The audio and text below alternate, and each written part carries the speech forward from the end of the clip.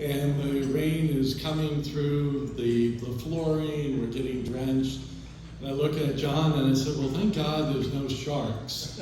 And without missing a beat, he said, well, I hate to tell you this, but it's the only man-made freshwater lake that actually has sharks in it. I use that story because it tells me a lot about who John and Faith are. And that is, nothing stands in the way of trying to do good. They wanted to go visit their friend. They also wanted to visit the orphanage. And if it was meant going on a boat that I swore was going to sink into the bottom and I was going to be eaten by sharks, as John said, well, at least you're closer to the water. So the other story is when we went to Ghana. And I wanted to go see the port of the door of no return, where unfortunately the slaves were to leave Ghana for the last time. And we headed out in the morning and we ended up having to go over a rope bridge. Now, the rope bridge is some tourist attraction. It's like 100 feet in the air. You got trees. There's 7 different ropes. They're all going like, and I'm scared of heights. And I said, John, why are we here? Well, the guy wanted to help the guy out. I figured, he could use the business. And again, it sort of describes Faith and John. They just want to help people out. And they just want to give a person a break and to do good. I think of all the places I met them when I was pastor, St. Francis de Sales in Percival. And I was alone. I had 1,700 families. And there's Faith taking care of everything in the sacristy. Everything's in order and running smoothly. John, I said, John, I need help with the RCIA program. He started doing that for me. And even when they moved out of the parish, I remember John saying, don't worry, I'll come back. It was over an hour drive. And he did it for 2 years until I found somebody else. But you can't talk about John without Faith. And Faith also came and continued to do the wonderful work. I often wonder the people of St. Francis de Sales in Percival, Our Lady of Lebanon in D.C., the Heart of Jesus, Maronite in Fort Lauderdale, and here in Ave Maria.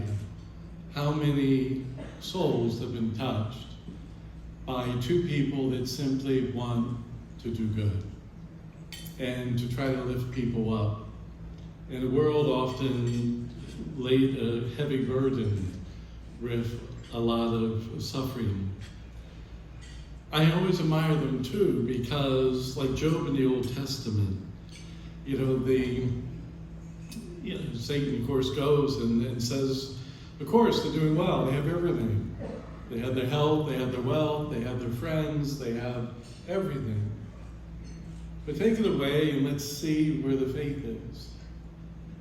And so, through faith and some back issues and John and his issues, where are they? They're in church. In the sacristy, setting up the altar, the other one's on the altar. Just doing good. It doesn't matter if they're perfect health or it's a suffering to do it. They simply want to do good. My final story is, and I apologize, I was told it's supposed to be 3 minutes, but you can't tell a priest to talk for 3 minutes. The final story is a story I heard from John and Faith when they went to Hawaii. Faith is a wonderful photographer. And she had said to John, I want to take this photo of the sunset on this particular beach. And Faith gets there 2 hours early, and John is right by her side. And sure enough, after 2 hours, the sun sets, it's beautiful. And John says, how did it turn out? And Faith says, Well, I forgot to take the lens cap off. True story. What was John's response? The sun will set tomorrow again.